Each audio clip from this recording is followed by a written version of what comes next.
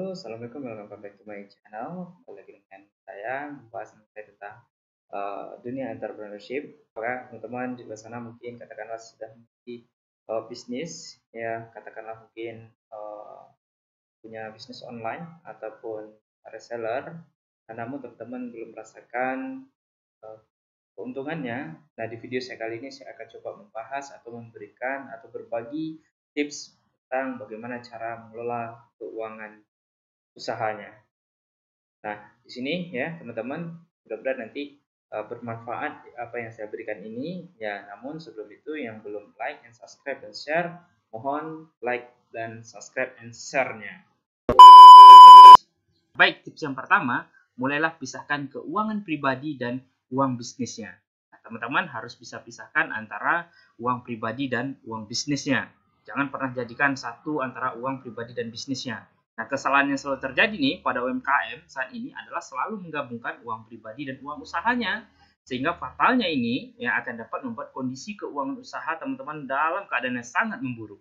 Nah, hal ini mungkin terjadi ya karena para pelaku usaha menganggap ya usahanya ini masih kecil, ya sehingga merasa tidak perlu nih adanya pemisahan antara uang usaha dan uang pribadinya. Namun yang terjadi ya teman-teman sendiri akan sulit membedakan mana uang pribadi dan mana uang usaha. Alhasil nih kebutuhan pribadi teman-teman semua ya akan menggerogoti uang usaha ya teman-teman sendiri. Nah, ya kalau boleh saya cerita nih sedikit ya, saya punya teman, dia adalah seorang entrepreneur juga. Dia ya sudah cukup berkembang nih bisnisnya, namun pada saat sekarang ini bisnisnya dalam keadaan yang dia anggap ya pertumbuhan bisnis ini tidak dalam keadaan yang positif. Ya, padahal ya dia mengatakan sudah berhemat, sudah menekankan pengeluaran, dan jika dilihat dari transaksi penjualannya pada tiap harinya ya menunjukkan pertumbuhan yang positif. Namun ya di saat ketika membeli persediaan kembali nih selalu tidak dapat terpenuhi dengan maksimal nih. Nah, alhasil selalu mendapatkan kerugian. Nah, artinya penambahan persediaan tidak sebanding dengan jumlah transaksi yang ada. Nah, ketika saya telusuri permasalahan yang lebih jauh nih, nah, ternyata teman saya ini dia tidak melakukan pemisahan nih antara uang usahanya dan uang pribadinya. Sehingga tanpa disadarinya nih, uang usahanya itu terpakai untuk keperluan pribadinya yang mana ya kebutuhannya itu jauh lebih besar dari keuntungan usahanya. Nah, saran saya nih teman-teman, sebaiknya untuk semua pemasukan yang bersumber dari pendapatan bisnis itu, semuanya itu masuk ke rekening bisnis. Semua pengeluaran terkait dengan bisnis, baik itu untuk bahan baku, gaji karyawan, biaya listrik, telepon, dan lain-lain, nah ini diambil dari rekening bisnisnya. Dan semua pemasukan keuangan pribadi nih, ya teman-teman yang masuk ke rekening pribadinya. Contohnya, kawan mungkin mendapatkan pendapatan dari gaji pekerjaannya, ya otomatis nah uang tersebut tentu masuk ke dalam rekening uang pribadinya dan jangan pernah satukan dengan uang bisnisnya. Dan begitu juga untuk pengeluarannya, baik itu untuk pulsa, paket internet, dan kebutuhan pribadi kawan, ya diambil dari rekening pribadinya. Nah, dengan demikian nih, adanya pemisahan antara uang tersebut, ya tentu uang bisnis teman-teman ini dapat dikontrol penggunaannya, sehingga keuangan usaha kawan-kawan ya dapat terkendali dengan baik. Nah, ini tips yang pertama yang perlu saya tekankan, mulailah pisahkan keuangan pribadi dan uang bisnisnya. Nah, tips yang kedua nih teman-teman, ya tips yang kedua yang dapat saya sampaikan itu ya teman-teman harus punya anggaran dan forecasting. Ya, teman-teman harus punya anggaran atau uang masuk atau uang yang keluar. Nah, contoh nih, teman-teman perlu tahu kapan tuh uang usaha itu masuk ke rekening bisnisnya. Nah, katakanlah mungkin per hari itu ada penjualan ya katakanlah mungkin 10 juta per hari. Nah, kapan teman-teman nagih ke customernya? Ya, ke customernya. Selain itu, ya teman-teman harus juga merencanakan uang keluarnya. Ya, contoh teman-teman harus bayar supplier, kapan harus bayar gaji karyawan, nah kapan harus bayar sewa kantor dan biaya-biaya yang lainnya. Nah, jika teman sulit mengatur uang masuk dan keluar uang keluarnya, nah saran saya sih ya teman-teman gunakan aja tenaga ahli di bidangnya. Ya tentunya bisa gunakan tenaga kerja lulusan dari bidang keuangan yang siap mengurus keuangan usaha teman-teman. Nah, ini yang tips yang kedua. Nah, tips yang ketiga nih yang dapat saya bagikan kepada teman-teman nih, ya teman-teman harus punya laporan keuangan atau financial statement. Ya, dari bisnis yang teman-teman jalankan ini nih, teman-teman harus membuat laporan keuangannya, yang mana manfaat dari laporan keuangan ini, ya ketika bisnis teman-teman sudah besar nih, ya tentu satu, ya teman-teman mungkin memiliki perencanaan ingin buka cabang dan teman-teman membutuhkan uang nih atau modal yang cukup besar untuk penambahan modalnya. Ya mungkin ya teman-teman akan mendatangi bank atau mencari investor untuk menjadi sumber pendanaannya. Nah, ketahuilah teman-teman bahwa mereka semua membutuhkan laporan keuangannya sebelum mereka akan memberikan pendanaannya. Nah, laporan keuangan dimaksud di sini, nah ini saya sebutkan di sini ada 4 jenis laporan keuangan teman-teman. Ya, kalau secara umum ya perusahaan itu ada 5 jenis laporan keuangan, ya ada laporan laba rugi, ada laporan posisi keuangan, ada laporan cash flow, ada laporan perubahan modal, ada laporan CHLK-nya. Nah, di sini saya akan jelaskan 4 saja teman-teman yang perlu teman-teman buat di dalam usaha kecilnya. Nah, pertama laporannya itu adalah laporan laba atau ruginya atau yang dikenal dengan income statement-nya.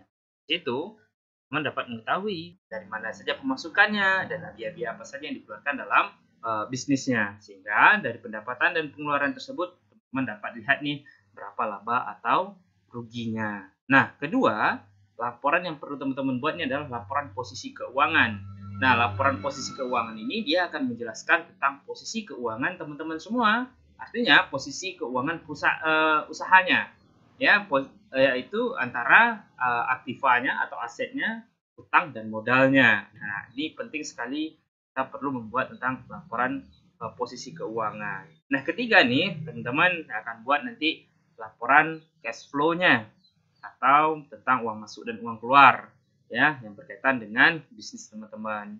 Dan terakhir nih, laporan yang dibutuhkan ketika teman-teman mencari investor nih adalah laporan kepemilikan saham atau equity statement-nya. Nah, saya tidak akan bahas lebih dalam mengenai jenis laporan ini. Ya, jika kawan-kawan atau teman-teman pengen lebih jelas mengenai jenis-jenis laporan keuangan ini, ya teman-teman bisa lihat video saya sebelumnya tentang jenis-jenis laporan keuangan. Nah, kalau usaha teman-teman sudah besar, sebaiknya teman-teman menggunakan jasa accounting. Supaya apa? Yang paling penting itu adalah review financial report-nya. Ya. Nah, oke, tips yang keempat, teman-teman. Nah, tips yang keempatnya adalah review laporan keuangan. Ya.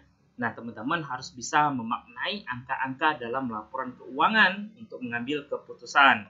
Nah, contohnya ada terkait dengan pemasukan. Nah, pemasukan di sana teman-teman mungkin bisa memaknai angka-angka yang ada pada laporan keuangannya, mungkin bisa melihat ataupun pengambilan keputusan terkait apakah terjadi pertumbuhan penjualan pada periode tersebut, atau item mana sih yang paling besar penjualannya, atau berapa pertumbuhan yang bulan ke bulannya, ya, artinya pertumbuhan penjualannya itu setiap bulannya itu bagaimana. Nah, atau kita bisa dapat melihat atau mengenai dari laporan keuangan itu terkait penjualan mana sih yang paling kecil itemnya penjualannya, atau apakah perlu dihilangkan saja.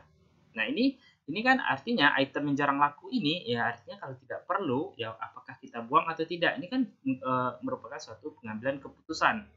Nah, atau berapa keuntungan dari masing-masing item yang dijual dan item mana item yang memiliki keuntungan yang paling banyak. Nah, ini teman-teman bisa lihat nih dari laporan keuangannya, sehingga ya kebijakan atau keputusan yang teman-teman ambil ini akan lebih terarah dan lebih tepat dalam pengambilan keputusannya.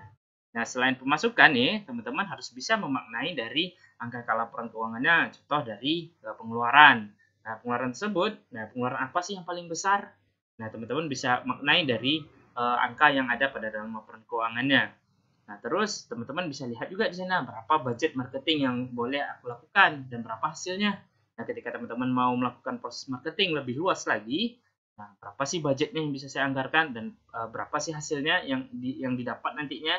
Nih, terus teman-teman bisa juga nih melihat berapa sih budget fixnya dan variabelnya. Nah, ini ketika teman-teman bisa melihat ataupun memaknai dari angka-angka yang ada dalam laporan pengeluarannya. Dan masih banyak lagi yang hal-hal yang lain yang bisa teman-teman ambil nih atau teman-teman lihat di dalam laporan keuangannya. Nah, selain dari pemasukan dan pengeluaran, teman-teman bisa juga nih lihat dari memaknai angka dalam laporan keuangan itu untuk pengembangan bisnisnya. Nah, contoh, apakah teman-teman akan melakukan upgrade mesin baru atau tidak nih? Nah, atau apakah boleh nih membuka cabang baru ketika melihat dari laba yang didapat, Atau seandainya ada investor, berapa yang harus bisa kita tawarkan untuk investornya. Nah, atau apakah saya boleh nambah utang dan berapa maksimal bisa saya nambah cicilan utang tersebut. Nah, ini semua ketika kita memaknai dari angka laporan keuangan, maka bisa kita lihat pertimbangan-pertimbangan demikian untuk pengambilan keputusannya. Nah, itu adalah tips yang keempatnya, teman-teman. Nah, tips yang terakhir ya, taat bayar pajak. Nah, di sini teman-teman ya, di saat bisnis teman-teman didesain untuk bisnis yang lebih besar, ya mau tak mau ya harus taat dengan namanya pajak. Ya, mulai dari perencanaan pajaknya, laporan pajaknya, dan sampai pembayaran pajaknya. Mungkin itu ya teman-teman tips yang dapat saya berikan mengenai tentang mengelola keuangan perusahaan. Nah, mudah-mudahan apa yang saya sampaikan ada manfaatnya bagi semua. Dan sampai jumpa di video saya berikutnya. Jangan lupa like and subscribe dan share ya. See you and goodbye.